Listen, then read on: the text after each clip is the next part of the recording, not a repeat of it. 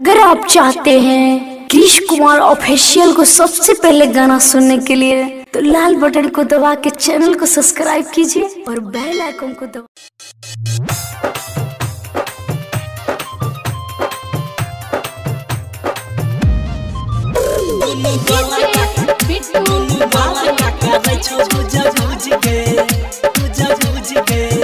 छौरी कौन छौरा कैला तो यूज गे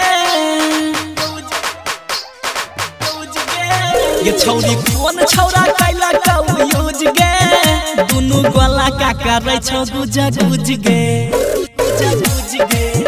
दुनु गोला का करे छौ गुज गुज गे पहिने टाइट रहो भे गेलो लूज गे दुनु गोला का करे छौ गुज गुज गे गोला का करे छौ गुज गुज गे दुनु गोला का करे छौ गुज गुज गे। अगर आप चाहते हैं कृष कुमार ऑफिशियल को सबसे पहले गाना सुनने के लिए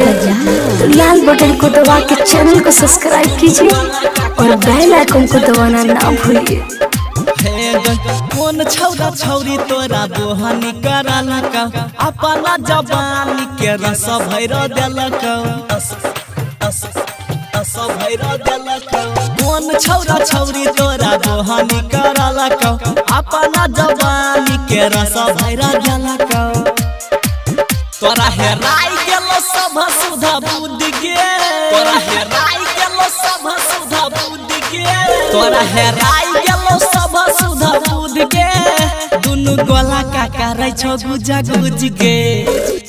गोला का करे छौ गुज गुज गे दुनु गोला का करे छौ गुज गुज गे। मिक्स बाय राहुल बाबू दुनु गोला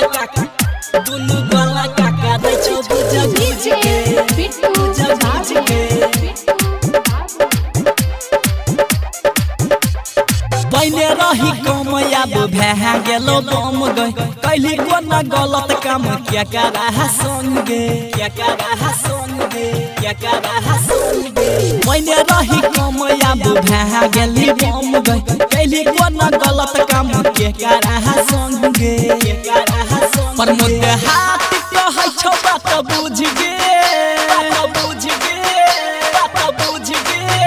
राइटर चंचल कहौ बात बुझ गे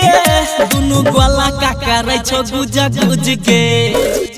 गोला का करे छौ गुज गुज गे दुनु गोला का करे छौ गुज गुज गे छौरी कौन छौरा कैला तो यूज गे दुनु गोला का करे छौ गुज गुज गे। अगर आप चाहते हैं कृष कुमार ऑफिशियल को सबसे पहले गाना सुनने के लिए तो लाल बटन को दबा के चैनल को सब्सक्राइब कीजिए और बेल आइकन को दबाना ना भूलिए।